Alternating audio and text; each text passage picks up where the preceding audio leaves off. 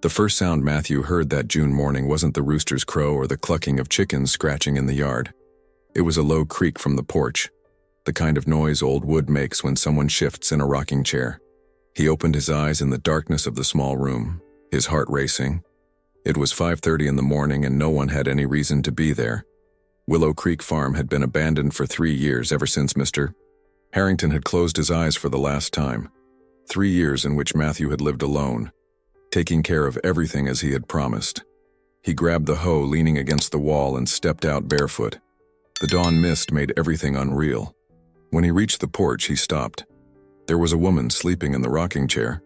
She was curled up, a battered backpack serving as a pillow, her brown hair falling over her face. Her clothes were dusty and there were dried tear marks on her cheeks. "Hey!" he called, his voice coming out loud. The woman woke with a start. For a second her eyes met his, green like the fields after rain, wide with fright. Then she saw the hoe. "Please, I didn't come to steal anything." "So what did you come to do? How did you get in here?" She stood up slowly, adjusting her backpack. "I climbed the fence. The gate was locked. Because it's private property. You trespassed." "I know, but I needed to be here." Needed or wanted? Both. Matthew studied her face for signs of danger. He found nothing but deep sadness. "You've got 30 seconds to give me a good reason." "I don't have a good reason, just a truth. I needed to see the sun rise from this place one last time." "One last time? You've been here before?" She didn't answer right away.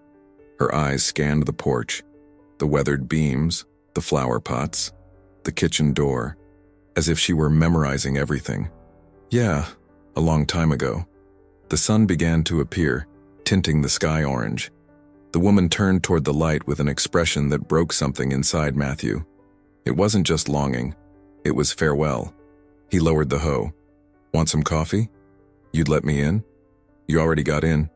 Climbed the fence, remember?" Her first smile was small, but it was there. The kitchen was simple. Wood-burning stove, wooden table, shelves with supplies. He lit the fire and put the kettle over the flames.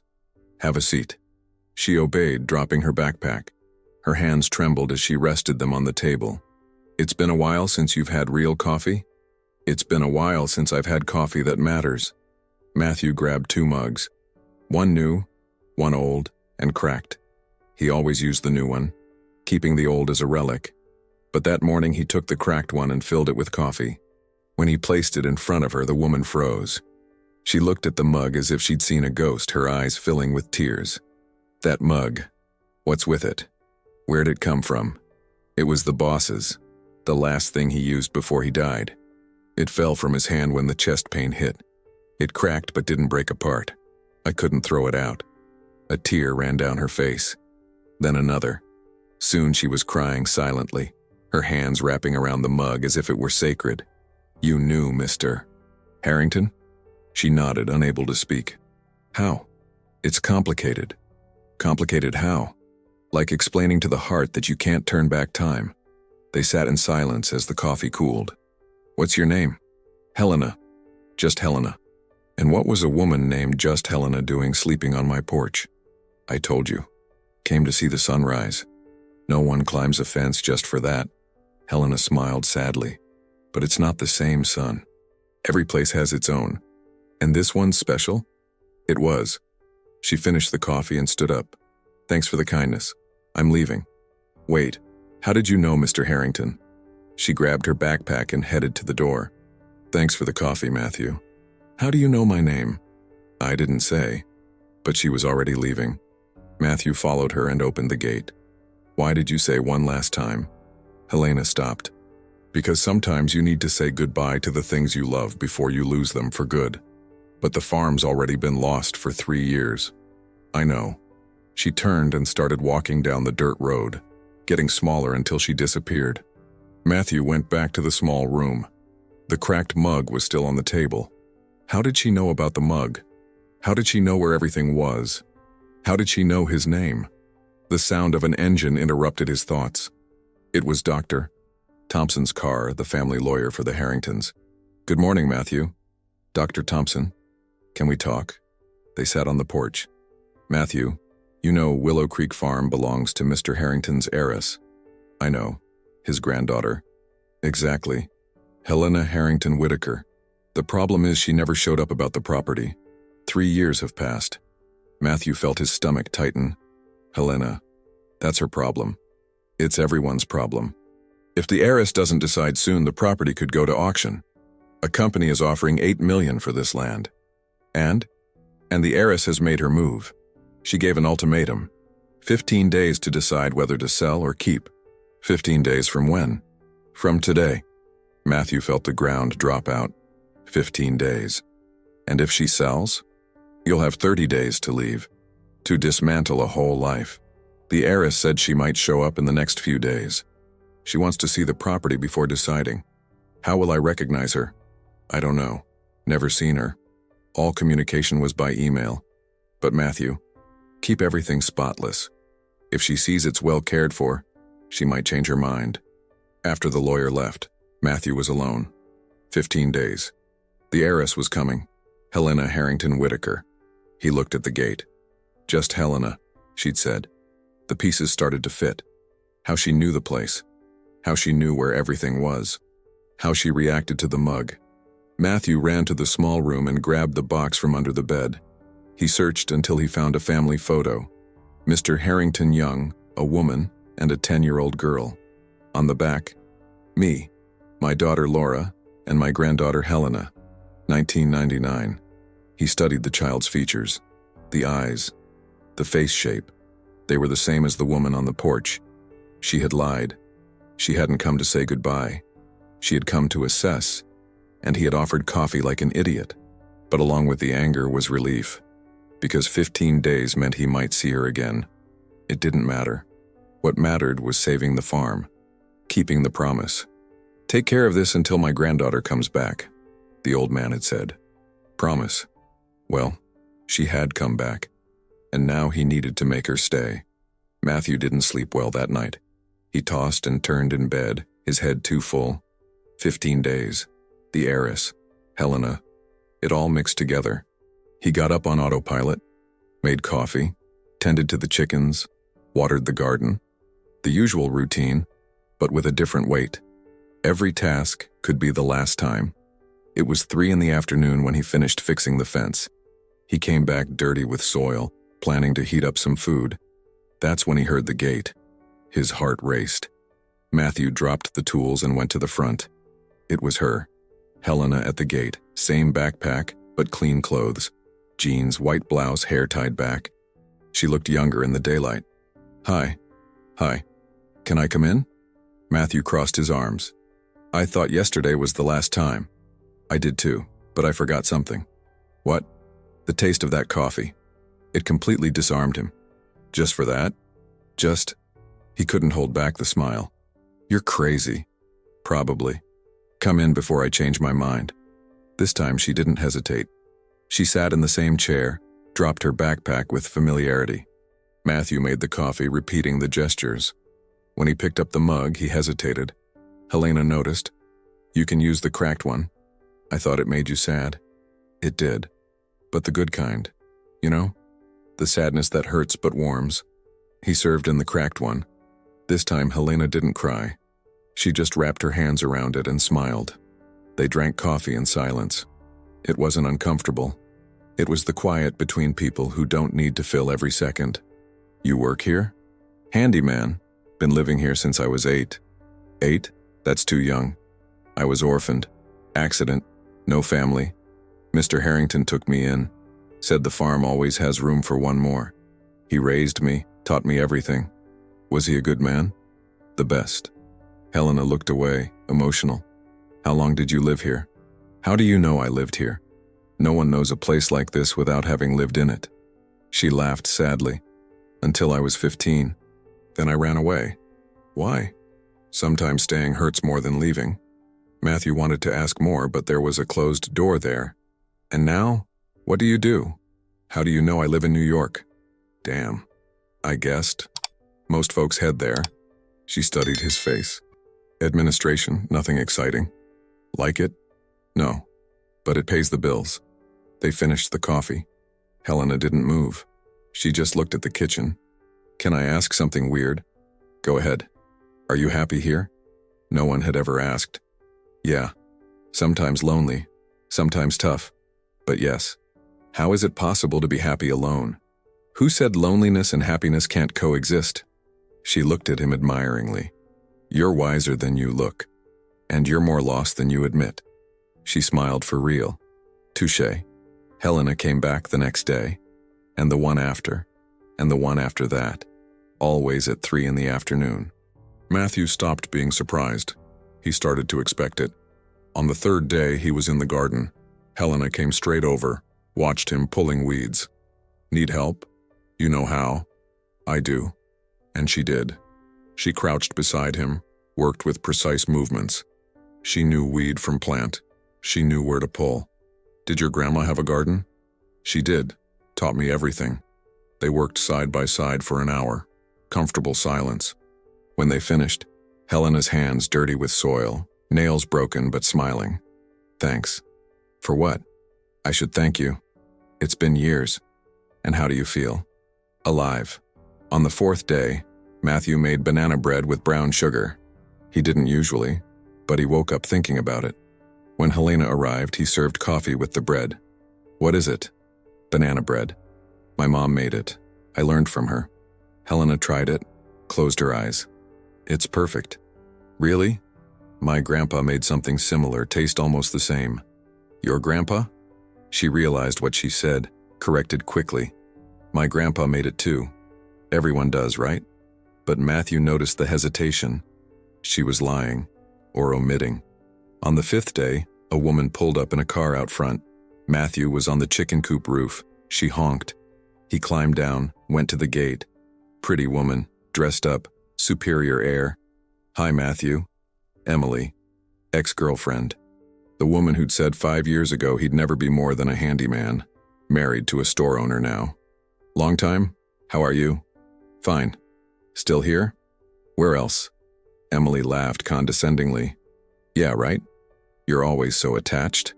Helena appeared from the garden. Dirty clothes, messy hair, but there was something about her. Natural beauty without makeup. Emily sized her up and down. Hi. Who are you? Helena. Oh. Nice that Matthew has company. Sarcastic tone. Not company. A visitor.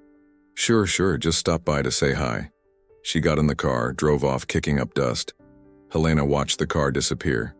Ex-girlfriend? Something like that. Did it hurt? It hurt less to lose her than to hear what she said when she left. What did she say? He hesitated. That I'd never be more than a handyman. Helena turned with genuine anger. She's an idiot. Matthew laughed, surprised. Thanks. Seriously. Some people measure worth in money and status. They never get what matters. And what matters? Character. Loyalty. The ability to care for things with love. They looked at each other too long. Something passed between them. Let's have coffee? Let's. On the sixth day, a storm hit without warning. Matthew was covering firewood when he saw Helena crossing the gate running, soaked. You're crazy? Didn't want to miss the 3 o'clock coffee. He ran with a towel. Come in, you'll catch pneumonia. Helena took off her wet jacket. That's when Matthew saw it. A delicate necklace around her neck. Old gold, heart pendant. He'd seen it before. In the photo box. Helena's mom wore the same one. That necklace. Helena covered it reflexively. It was my mom's. I've seen one just like it. They're common. It wasn't true, and they both knew it. They sat on the floor waiting for the coffee to boil, still damp. The closeness was different. Intimate. Real. Matthew. Yeah? Thanks. For what? For not asking too much. For letting me just be Helena here. You're not just Helena? She looked at him with sad eyes. No, but I want to be. Thunder cut the moment. Matthew got up to get the coffee. When he returned, Helena had pulled away, safe distance back. But something had changed. Something the rain couldn't wash away. Matthew knew he was starting to feel things he shouldn't for the woman who would decide the fate of his life in days. On the 7th day, Helena arrived earlier than usual. It was 2 in the afternoon when Matthew heard the gate. He was on the porch fixing an old chair, sanding the wood carefully. I'm early. she said, seeming almost nervous. I noticed. Is that a problem? None. Helena sat in the other chair, watching his hands work. There was something different about her today. A restlessness and anxiety that hadn't been there before. Matthew, can I ask you something? Sure. Can I see the house? The main house? He stopped sanding. That was the main house where Mr. Harrington had lived, where he died. Matthew hadn't gone in there for months. Why? I just want to see. Helena, please. There was pleading in her voice. Matthew set down the sandpaper and stood up. All right, but I don't touch anything in there. The boss didn't like it. He's not here anymore. But he asked me to take care. Helena stood too. He'd want you to show me. The tone was odd, very specific. Matthew didn't understand but felt something. How are you so sure? I just am. They walked to the main house in silence. It was an old colonial-style building with a wide porch and tall windows. The paint was peeling, the garden overgrown with weeds, but there was still beauty there. Matthew unlocked the door. The smell of time standing still greeted them. Furniture covered with white sheets, hardwood floors, walls with old photos. Helena entered and simply stopped. Her hand went to her mouth, her eyes widened. She looked around as if every detail was a stab. It's all the same, she whispered. The same as what? You've never been here. She blinked, realizing her mistake. It looks like old photos. You know, these houses are all alike. But it wasn't convincing. Matthew saw the lie as clear as day. Helena walked through the living room, touching the furniture with reverence. She ran her fingers over the dining table, the sideboard, the old piano in the corner. Did he play? She asked, her voice choked. He did. Terribly, but he played. She laughed and cried at the same time, tears falling while she smiled. Helena, who are you? I told you, just Helena. No. You knew this place, you knew him, you knew everything. She didn't answer. She kept walking, going up the stairs to the second floor. Matthew followed, his heart tight. In the upstairs hallway, Helena stopped in front of a closed door. It was the only door with a padlock. What's that room? Matthew hesitated. It was his granddaughter's. He made me promise not to touch anything. Why? I don't know. He just said when she came back, he wanted it the way she left it. Helena stood still, her hand on the knob, trembling. Can I see? I don't know if it's a good idea. Please. Matthew took the key from his pocket. He always kept it there, a promise he kept even without understanding. He unlocked the door. The room was a teenager's, 15 years frozen in time. Single bed with a faded pink quilt, posters of old bands on the walls, school books on the shelf, study desk with notebook still open, and on the bed, an old faded stuffed bear. Helena entered and collapsed. She literally fell to her knees on the floor, sobbing in a way Matthew had never seen anyone cry. It wasn't delicate crying. It was pain pouring out of her whole body. She crawled to the bed, grabbed the bear, hugged it to her chest as if it were the most precious thing in the universe. I had this bear, she said between sobs. Exactly this one. Matthew froze. How do you know? Because it was mine, she shouted, her voice breaking. This room was mine. This house was mine. All of this was mine and I abandoned it. Absolute silence. Matthew stood in the doorway processing. She had just confessed. She had just given everything away. Helena. My full name is Helena Harrington Whitaker. I'm his granddaughter, the heiress. She looked at Matthew with red eyes. And I lied to you from the first day. He couldn't respond. He just stood there, looking at her holding the bear on the floor of the room that wasn't hers anymore but still carried her name. I need to go, Helena said suddenly, standing unsteadily. Wait. No, I need to go. Now. She dropped the bear on the bed and ran out. Matthew heard her footsteps going down the stairs, through the living room, slamming the door. He was alone in the room, looking at the bear fallen on the bed. Then he noticed something on the floor, near where Helena had been. An earring. Small, delicate, old gold. He picked up the earring and looked at it. It was the match to the one she wore. It had fallen when she collapsed. Matthew went downstairs slowly, locked the house, returned to the small room. He sat on the bed and stared at the earring in his palm. She was the heiress, the woman who would decide if he stayed or left, the woman who would sell or keep the farm, and he had offered coffee. He had worked with her in the garden. He shook his head. He couldn't think about that. He got the box from under the bed again, took out the family photo, compared the 10-year-old girl's face to the face of the woman who had cried on that room's floor. Same person. 19 years difference, but same person. He put the photo away and lay down, staring at the ceiling, the earring still in his hand. She had lied, but he had lied too. Pretended not to know who she was when the lawyer told him. Pretended surprise when she showed up every day. They had both lied. The difference was she had reasons. And him? He just had fear of losing the 3 o'clock coffees. Night fell and Matthew didn't turn on the light. He sat in the dark, thinking about everything. How she knew every corner.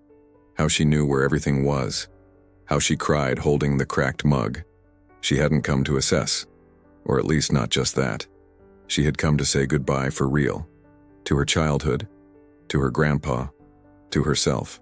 The next day, Helena didn't show up.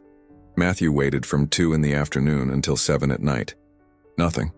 He worked in the garden, fixed the chicken coop, cleaned the porch. All on autopilot, his eyes always going to the gate.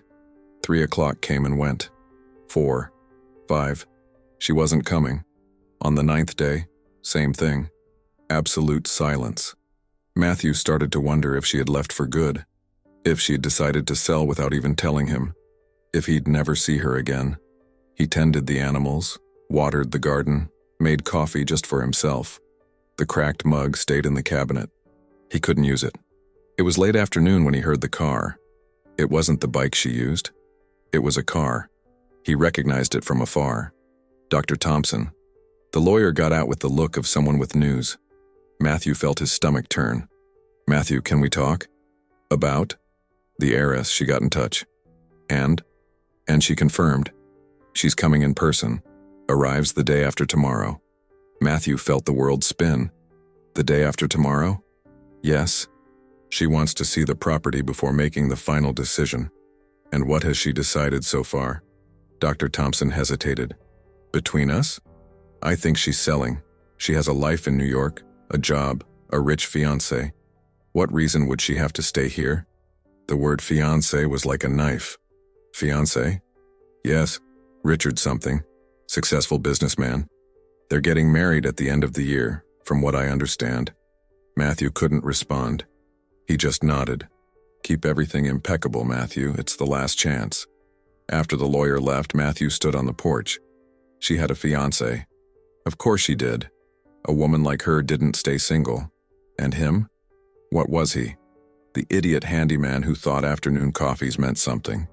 He went into the small room and got the earring he'd kept in the drawer. He looked at it for a long time. Then he made a decision. He went to the main house, up to the room, placed the earring on the dresser. If she came back, she'd see it. She'd know he had kept it. He went down and locked everything again. Tomorrow was the 10th day. 5 left until the deadline. And Helena was coming. Not as the woman of the afternoon coffees, but as Ms. Helena, the heiress, the woman who would decide his fate. Matthew slept poorly again. But this time, it wasn't just anxiety. It was pain. Pain of knowing the days of Helena on the porch were over. And with them, something he didn't even know he wanted until he lost it. On the 10th day, Matthew woke with a tightness in his chest that wouldn't go away. Today she would return. Not the Helena of the coffees, but the heiress. The owner of everything. The woman with the rich fiancé in New York. He spent the morning cleaning every corner of the farm, swept the porch 3 times, weeded around the small room, organized the tools in the barn. Everything needed to be perfect. Noon came and went. 1 o'clock. 2. It was 3 in the afternoon when he heard the car. Not the simple car she used before. An imported black sedan. Shiny. Matthew was in the garden. He dropped the hoe and went to the front, wiping his hands on his pants. His heart beat unevenly. The car door opened. Helena got out. But it wasn't the Helena he knew. This one wore expensive business clothes, her hair loose and brushed, subtle makeup, High heels completely unsuitable for the dirt road. She looked like someone else. She saw Matthew and stopped. For a second, something crossed her face. Pain, shame, longing. Then Dr. Thompson got out the other side. "Ms. Helena, this is Matthew, the handyman who takes care of everything here." The words fell like stones. The handyman, as if that was all, as if the coffees hadn't existed. "Hi," said Helena, her voice formal, distant. "Hi." They looked at each other. So much to say, but the lawyer there made it impossible. "Matthew can show you the property," said Dr. Thompson. "I need to make some calls. Excuse me." He went back to the car, leaving the two alone. Heavy silence. "Helena, I know," she cut him off. "I know what you're going to say." "You do? That I lied? That I tricked you? That I'm a liar?" Matthew shook his head. "I wasn't going to say that." "Really?" "I was going to ask why you didn't tell me from the start." Helena took off her high heels and stood barefoot in the dirt. Small gesture, but it meant everything. "Because I was scared." "Scared of what?" "That you'd pretend. That you'd spruce everything up to impress me. That you'd lie about the real state of things." "And was that it? A test?" "At first it was." She looked at him. "But then it turned into something else." "What?" "The only real part of my life in a long time." Matthew felt something tighten in his chest. "You have a fiancé?" Helena blinked, surprised.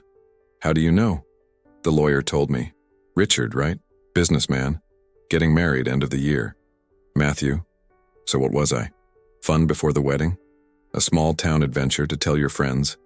The anger in his voice was real now. "It wasn't any of that." "Then what was it, Helena?" "It was me trying to remember who I really am." She started walking around the property and Matthew followed.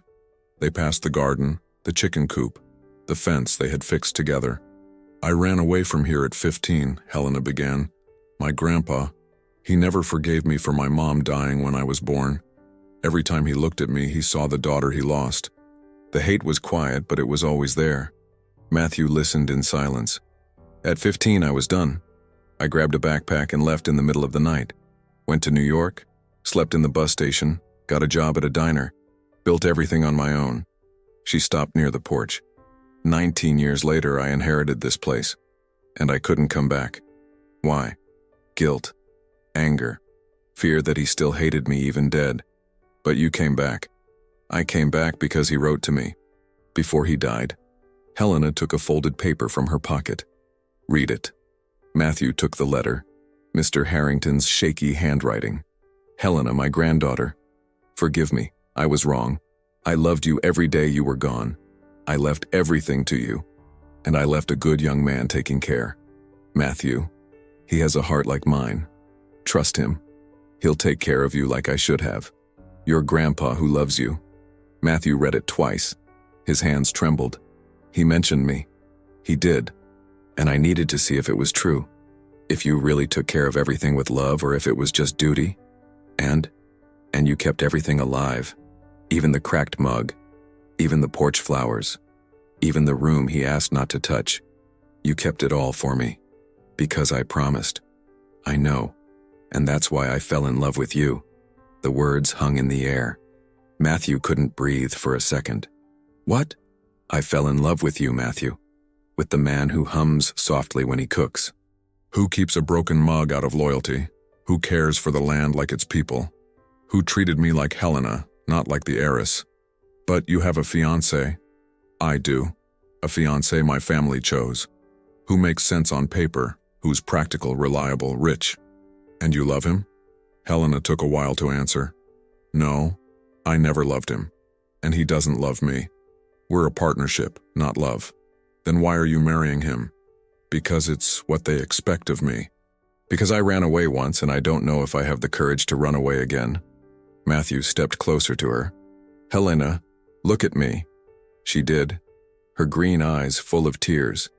"You climbed a fence at dawn, slept on a cold porch, worked in the garden with your hands in the dirt, cried on the floor of an empty room." He held her face. "You have courage. Matthew, what do you want? Really? Not what they expect? What you want?" Helena closed her eyes. When she opened them, there was decision there. I want to stay. I want to fix up this house. I want to have coffee at 3 every afternoon. I want to plant things and watch them grow. I want you. Even knowing I'm nothing compared to your fiancé? You're everything compared to him. You see me. He only sees what I can offer. Matthew was about to kiss her when her phone rang. The name on the screen. Richard.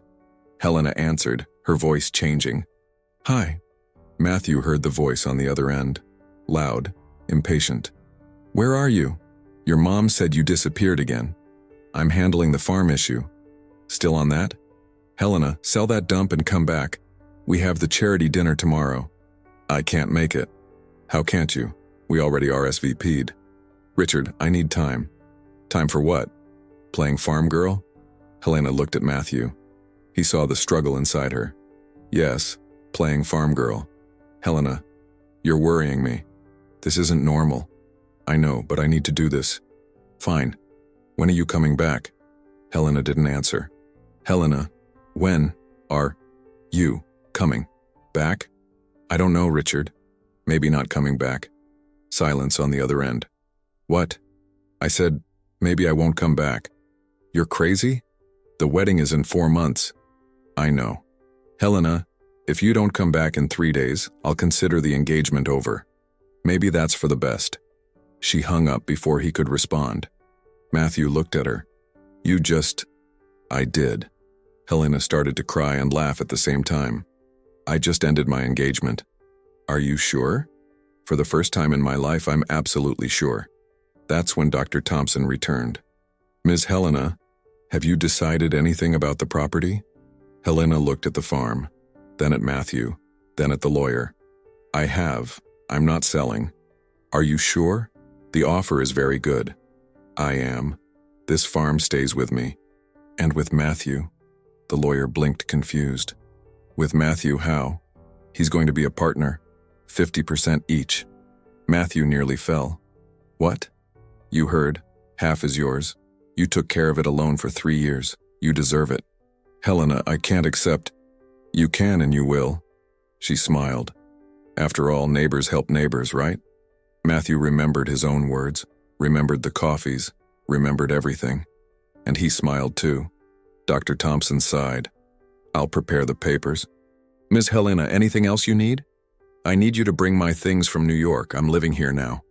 Living? Here? Here, in my grandpa's house. My house. After the lawyer left, Helena and Matthew were alone on the porch. Are you sure about this? He asked. About leaving everything? I didn't leave everything. I chose everything. There's a difference. And your fiancé? Your family? They'll have to accept. Or not. It doesn't matter anymore. Helena, Matthew, kiss me already before I lose my nerve. He didn't need to hear it twice. In the next 2 days, Matthew and Helena lived in a bubble. She moved into the main house, started cleaning and organizing. He stayed in the small room, but they spent the whole day together. They worked side by side, cleaned furniture, opened windows, let the sun in. The house started breathing again, but the bubble didn't last. On the 13th day, an imported car stopped at the gate. Matthew was in the barn when he heard it. He went over and saw a man getting out. Tall, expensive suit, watch worth more than the whole farm. Hair gelled back, arrogant posture. You must be the handyman, he said without greeting. Matthew, Richard Morrison, Helena's fiancé. Where is she? Matthew felt his stomach turn. Ex-fiancé, he wanted to correct. But he said nothing. In the house. Great. Can you grab my bags? I'm not a porter. Richard looked him up and down with disdain. Sorry. Forgot folks out here in the country are sensitive. Where's the house? Matthew pointed. Richard started walking without waiting for an answer. Helena came out on the porch when she heard footsteps. She saw Richard and paled. What are you doing here? Came to get my fiancée who lost her mind. I'm not your fiancé anymore. Of course you are. You were nervous on the phone. I get it. But now I'm here to fix this.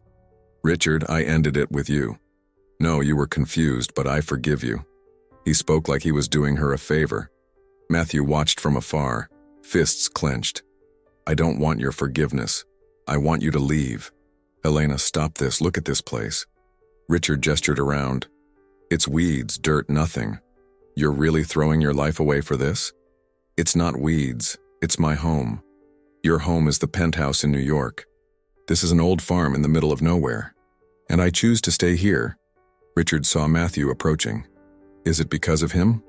His voice rose. You're going to trade me for a handyman? I didn't trade anyone. I chose to be happy. Happy? Richard laughed scornfully. You think you'll be happy here? No salons, no restaurants, nothing? Yes.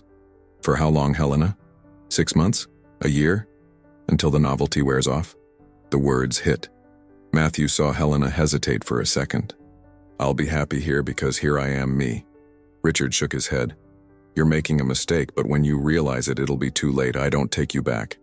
Great. Because I don't either. He got in the car and sped off, kicking up dust. Helena stood still, trembling. Matthew went up to the porch. You okay? I don't know. He planted doubt. What doubt? What if he's right? What if in 6 months I realize I made a mistake? What if in 6 months you realize you made the best choice of your life? Helena looked at him. How are you so sure? I'm not. But I'd rather risk it with you than be sure alone. On the 14th day, Dr. Thompson returned with bad news. Ms. Helena, there's a problem. What problem? The Morrison family is suing. They say there were prenuptial contracts signed. I didn't sign anything. They have documents, and they want $50,000 for breach of contract. Helena paled. 50,000? It's a way to pressure. They want you back. I don't have 50,000. Your inheritance is worth more than that. But if you use it to pay, you'll have no money to fix up here. Matthew saw the panic in her eyes. Any other option? Sell the farm. Then you'd have plenty of money. No, I'm not selling. Then you'll have to fight in court. And that costs. After the lawyer left, Helena sat on the porch with her head in her hands. I messed everything up. You didn't. I did. Now I don't even have money to stay here. We'll figure it out. How, Matthew? You barely have enough for the month. I'm broke. How are we going to survive? By working, planting, selling what we produce. That takes months. Then we wait months. Helena looked at him desperately. You don't understand. They'll destroy me. They'll make me regret leaving. Only if you let them. On the 15th day, Matthew took Helena to the town cemetery. She didn't understand why. Where are we going? You'll see. They stopped in front of Mr. Harrington's grave. There were fresh flowers there. Who put these? Matthew asked. Helena blushed. Me. I've come every day since I arrived. Every day? Before going to your place, I'd stop here. Ask for forgiveness. Matthew felt something tighten in his chest. Helena, you don't need forgiveness. He forgave you. It's in the letter. I know, but it still hurts. Then talk to him. Say everything you need to. Helena knelt at the grave. She started speaking softly, crying. Matthew stepped away to give her privacy. He watched from afar. 10 minutes later, Helena stood up lighter. Thanks. For what? For bringing me here. For understanding. They went back to the farm in silence. On the way, they stopped near the pasture. There was an old horse there, alone. Helena saw the animal and stopped walking. Thunder? The horse lifted his head, looked at her, and started walking toward them. You know this horse? Matthew asked. He was mine. When I was a kid. Thunder got close and nuzzled her hand. Helena started crying, hugging the animal's neck. He remembers you, Matthew said, emotional. He's old. Mr. Harrington never let anyone touch him. Said he was special. Because I loved him. He was my best friend. Matthew saw the scene and understood. Helena belonged there. It wasn't a whim. It wasn't a crisis. It was home. It was roots. Helena, yeah? No matter what your family does, no matter how much money you lose, you belong here. How do you know? Because even the horse remembers. She laughed through tears. They stayed there with Thunder until the sun started to set. When they returned, someone else was waiting. Mrs. Agnes, the elderly neighbor. Hi, kids. Mrs. Agnes? Matthew greeted. What brings you here? Came to bring eggs. And unsolicited advice. What advice? The old woman looked at Helena. I know who you are, girl. I remember you as a little one running around here. Helena stayed quiet. And I know you're scared. Scared of having done wrong. Scared it won't work out. How do you know? Because I did the same as you 50 years ago. How so? Mrs. Agnes sat on the porch. I was the daughter of a rich farmer. Fell in love with the handyman. My family disowned me. I married him anyway. We lived 40 happy years in that little house over there. She pointed to the neighboring property. He died last year. Helena sat beside her. Did you regret it? Not one day, girl, rich is who loves.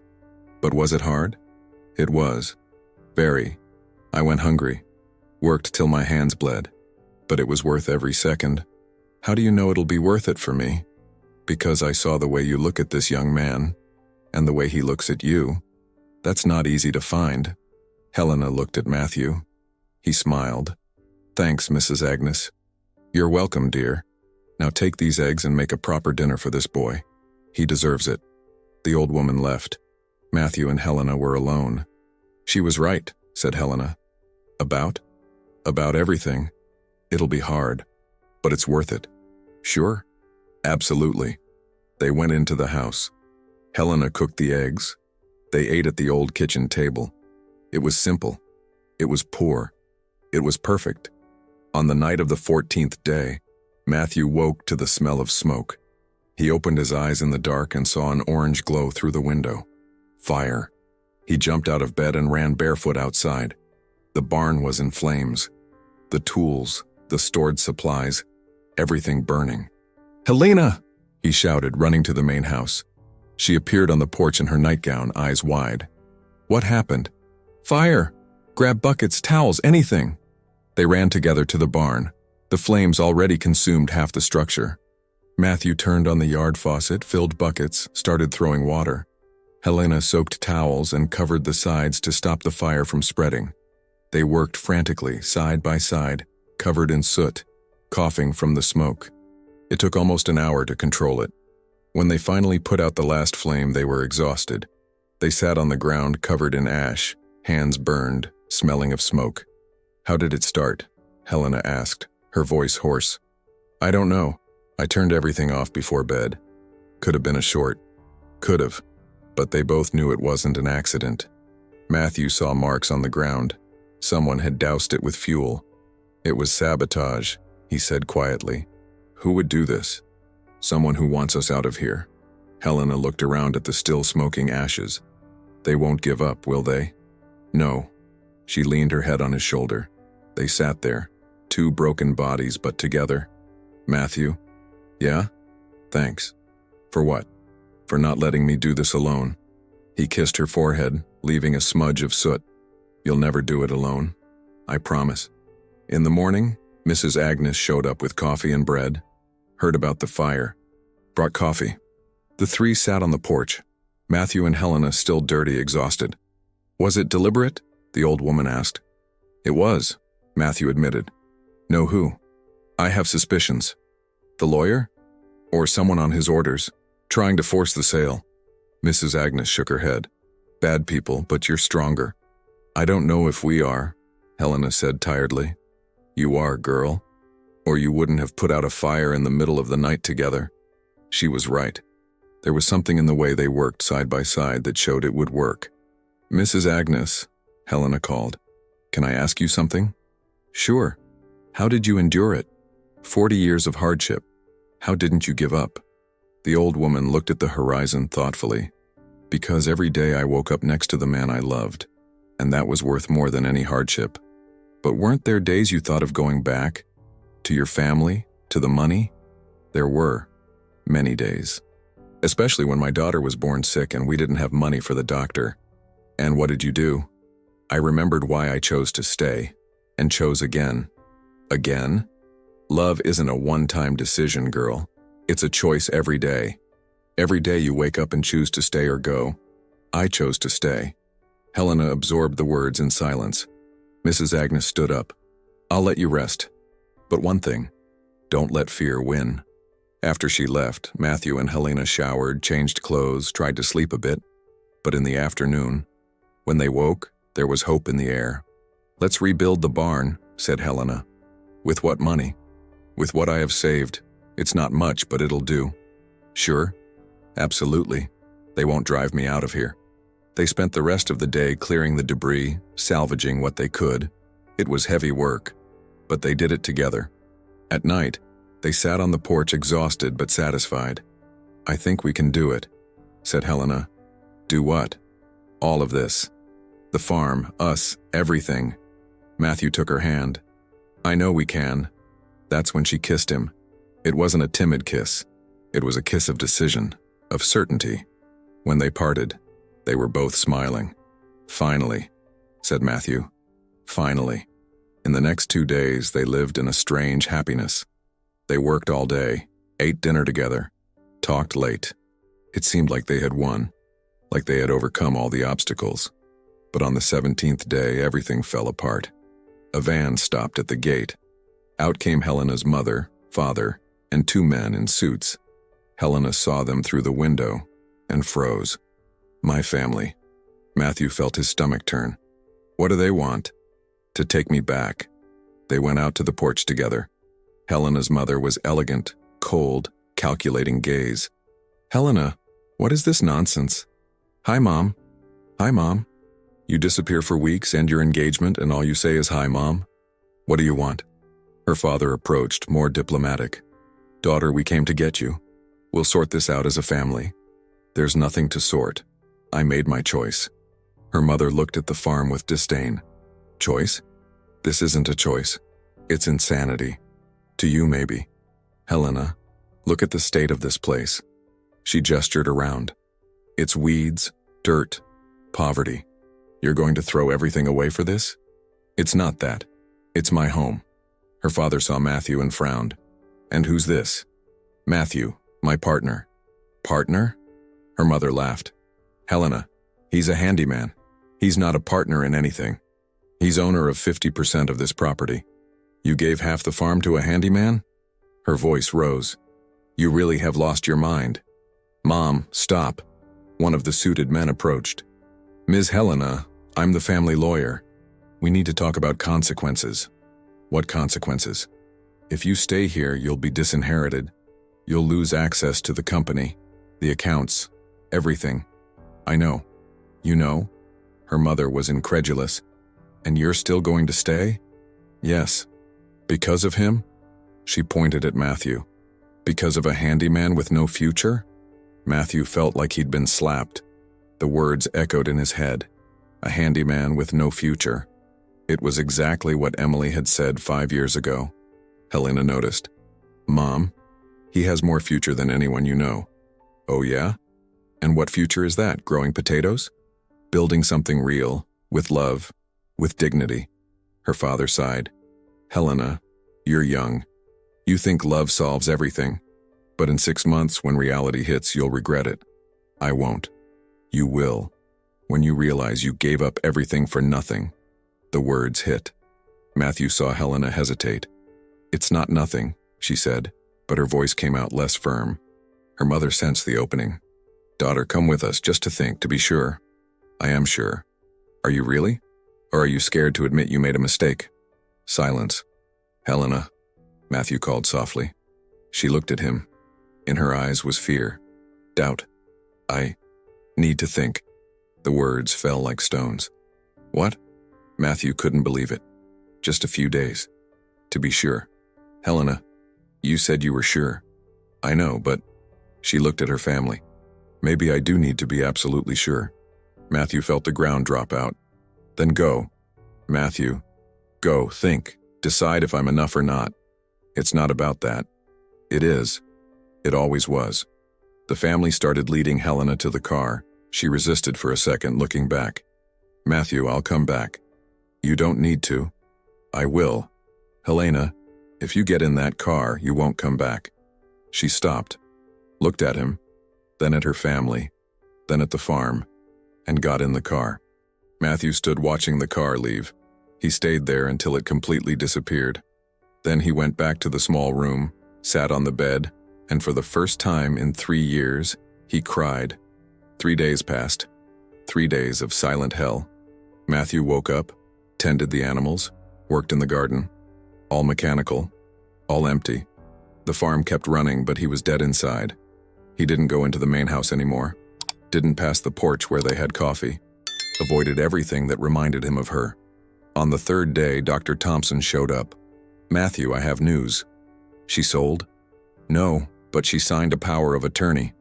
Authorized the sale if she doesn't return in 7 days. So it's over." "Not necessarily. She could come back." "She won't come back." "How do you know?" "Because I'm not enough. Never was." The lawyer sighed. "Matthew, you have 30 days to leave the property if the sale happens." "I'm sorry." After he left, Matthew sat on the porch. 30 days. So that was it. End of everything. That's when Mrs. Agnes showed up. She had a yellowed envelope in her hand. "Matthew, I need to give you this." "What is it?" "A letter. Mr. Harrington gave it to me before he died. Said to deliver it when you needed it." Matthew took the envelope with trembling hands. Opened it. The familiar, shaky handwriting. "Matthew, my boy. If you're reading this, it's because my granddaughter came back. And you met. I knew it would happen. I saw it in the stars and the signs. You were made for each other. But she has fear. Like I did. I lost 19 years with her because of pride. Don't let her make my mistake. Don't let pride separate you. Go get her, boy. Fight for her. Because true love is worth any fight. You're Mr. Harrington who loves you like a son." Matthew read it 3 times, his hands trembling, his eyes wet. "Mrs. Agnes, she didn't leave because she doesn't love you, boy. She left because she's scared." "Scared of what?" "Of being happy. Of choosing herself. Of disappointing her family." The old woman sat beside him. "But do you know what she did?" "What?" "Refused the sale. Disinheritance. Lost everything. Job at the company. Family money. All of it." "How do you know?" "Because neighbors know everything." She smiled. "She chose you, Matthew. She just doesn't know how to come back." "Then why did she leave?" "Because the family planted doubt. Made her think staying was selfish. That she'd drag you into poverty." Matthew stood up. "Where is she?" "New York, in her apartment." "I don't know the address." "I do. I wrote it down here." She handed him a paper. "Now go. Show her you fight for her. And if she doesn't want to come back, then at least you tried. But something tells me she's waiting." Matthew looked at the paper. "Address in New York, 6 hours drive. I don't have a car. Take John's pickup. He'll lend it." "Mrs. Agnes, why are you doing this?" "Because I saw my husband do the same for me 50 years ago. And because love deserves a fight." An hour later, Matthew was on the road. Old pickup, simple clothes, 6 hours ahead. He drove thinking about everything. The coffees, the garden, the fire, the kiss. How she cried in the room. How she smiled when he made banana bread. He arrived in New York late afternoon. The city was huge, noisy, oppressive. Everything different from the farm. He found the address. Tall building, luxurious uniformed doorman. Came to see Helena Harrington. The doorman looked him up and down. Simple clothes. Road dirty. "Do you have an appointment?" "No." "Then you can't go up. Please, it's urgent." No appointment, no go. Matthew was about to argue when he saw Richard coming out of the elevator. Helena's ex-fiancé. "What the hell are you doing here?" "Came to talk to Helena." "She doesn't want to talk to you." "Let her decide." "Listen here, handyman." Richard stepped closer. "You've caused enough trouble." Helena's confused. "But she'll come back to me. It's just a matter of time." "Not if she doesn't want to." "She wants to. She's just embarrassed to admit her mistake. You don't know her. I've known her for 3 years. You've known her for 3 weeks. And in 3 weeks I saw more of her than you in 3 years." Richard called security. "Get this guy out of here." 2 guards approached. Matthew was about to be removed when he heard the voice. "Stop!" Helena coming down in the elevator. Thinner, deep dark circles, business clothes. But it was her. She saw Matthew and froze. "What are you doing here?" "Came to get you." Silence in the lobby. Everyone watching. "Matthew, I'm an idiot, Helena. Idiot and coward. I let you go without fighting. You were right. I got in the car. Because I pushed you. Because I was scared." "Scared of what?" "Of not being enough. Of you realizing you deserve more." Helena came down the last steps slowly. "Matthew, I don't deserve more, I deserve you." Richard tried to intervene. "Helena, don't do this. You'll regret it." She didn't even look at him. "The only thing I regret is leaving. You're going to throw everything away, your career?" "I don't have a career anymore, I was fired yesterday." "What?" "My family removed me from the company, froze my accounts, disinherited me." Matthew felt his heart tighten. "Helena, you lost everything because of me. I didn't lose everything. I still have the farm. And you, if you still want me." "If I still want you?" He stepped closer. "I drove 6 hours, faced the doorman, security, and the ex-fiancé. Think I did all that, why? Because you're an idiot? Because I love you. And no matter how many times I'm scared, how many times I doubt, I'll always love you. Even knowing I'm poor now? You were never rich, Helena. You were always you. And it's you I love." Richard made one last attempt. "Helena, you're throwing your life away." She finally looked at him. "No, I'm starting my life. For the first time. You'll regret it. Maybe. But I'd rather regret what I did than what I didn't." She walked to Matthew, held his face with both hands. "I love you. I love you. I love the farm. I love the 3 o'clock coffees. I love everything we are. Even knowing it'll be hard. Especially because of that. Because what it's worth is never easy." He kissed her there in the middle of the luxurious lobby with everyone watching. It was a kiss of promise, of new beginning.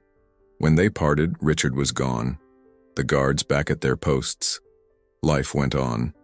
"Let's go home?" Matthew asked. "Yes, but first I need to get my things." "Got a lot?" "No, just what matters." They went up to the apartment. It was huge, modern, cold. Helena packed a single suitcase with simple clothes. "That's all?" "It's everything I need." She left the jewelry, the designer dresses, the high-end shoes. Took a photo of her mom, the necklace, some books. "Sure?" "Absolutely." They left the building without looking back. Got in the old pickup. 6 hours back, said Matthew. The best 6 hours of my life. They drove talking about everything. About plans for the farm. About planting more. About fixing the house. About the future. "Matthew?" "Yeah?" "Thanks." "For what?" "For coming to get me. I'll always come get you. No matter where you are. Even when I'm an idiot again. Especially when you're an idiot." They arrived at the farm as the sun rose. Same time everything started. Same porch. Same gate. But everything different now. Mrs. Agnes waited on the porch with coffee. "Knew you'd come back." "How did you know?" Helena asked. "Because true love always finds its way home." The three sat drinking coffee, the sun rising over the fields, the beginning of everything again. But this time, it was forever. The first few months were tough, tougher than Helena ever imagined.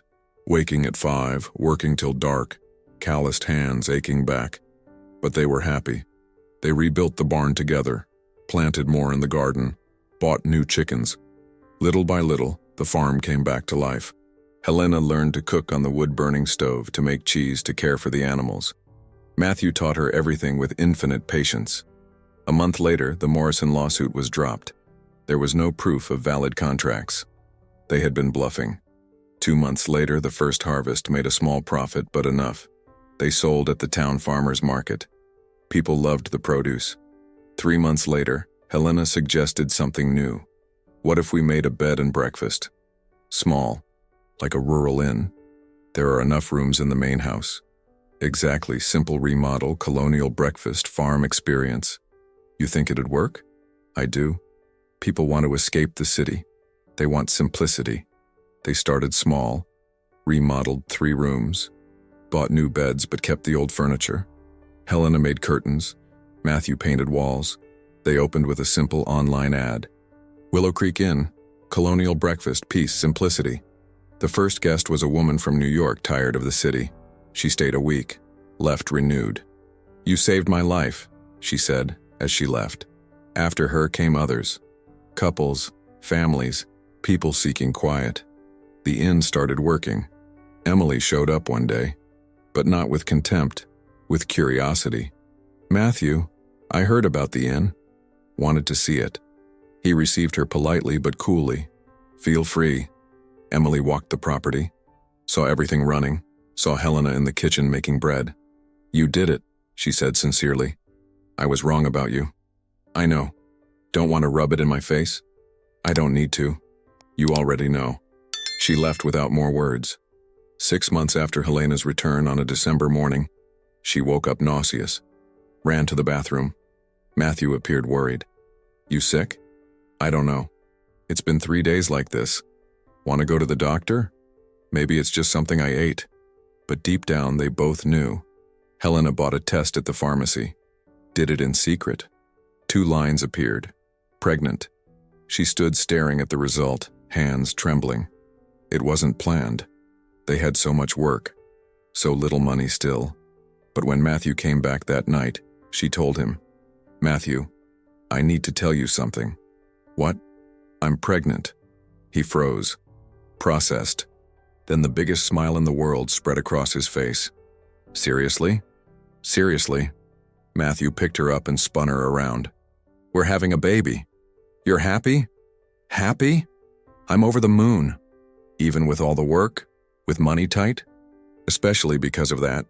Our kid will grow up here, free, happy with plenty of love." Helena cried, hugging him. "I love you so much. I love you too. Both of you." In the 7th month of pregnancy, Helena worked less.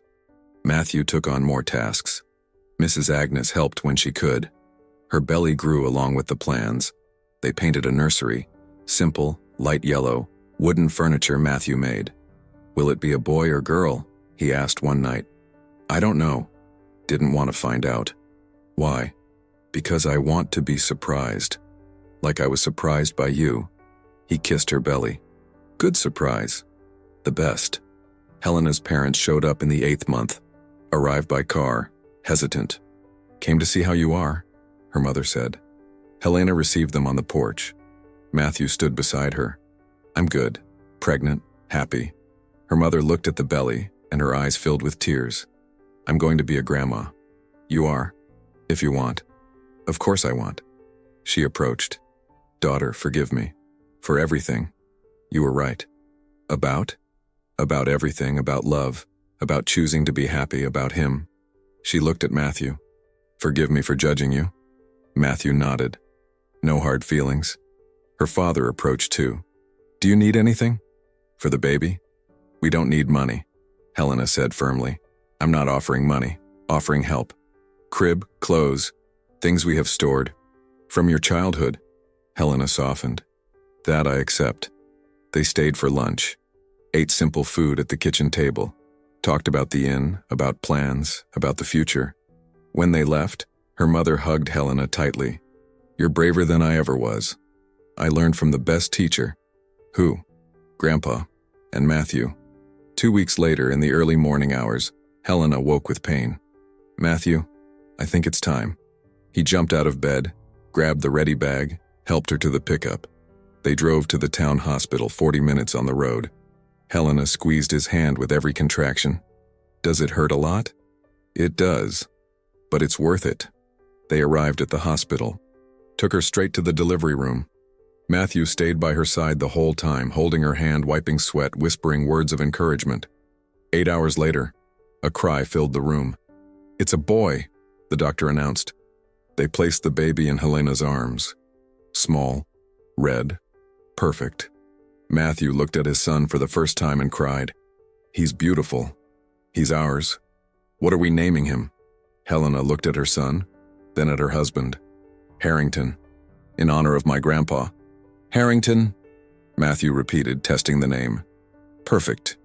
A year later, the Willow Creek Inn was full. 8 rooms, always booked. Famous colonial breakfast in the region. Full rural life experience. Harrington grew strong. Crawled through the hallways, laughed with the guests, loved by all. Matthew built a swing in the backyard tree. The same one Helena mentioned on the first day. One afternoon, the 3 were on the porch. Helena nursed Harrington. Matthew beside her. Thunder grazed peacefully in the field. "Do you regret it?" Matthew asked. "What?" "Leaving everything." Helena looked around. The farm running. The son in her lap. the husband beside her, the cracked mug hanging on the wall as decoration. I didn't leave everything, I found everything. Even without family money, without luxury, especially without that. I learned that rich isn't who has more, it's who needs less. You got poetic. I became a mom. It's similar. Mrs. Agnes showed up with cake, brought dessert for you. She sat with them, took Harrington in her lap. This boy will grow up happy. How do you know? Helena asked. Because he has what matters most, parents who love each other, land to run on, freedom to be. At night, after putting Harrington to bed, Matthew and Helena sat on the porch. Same porch where it all began. Remember the first day? He asked. I do. You at the hoe telling me to leave. You sleeping in the chair. Trespassing on your property. Our property. Helena leaned her head on his shoulder. Matthew? Yeah?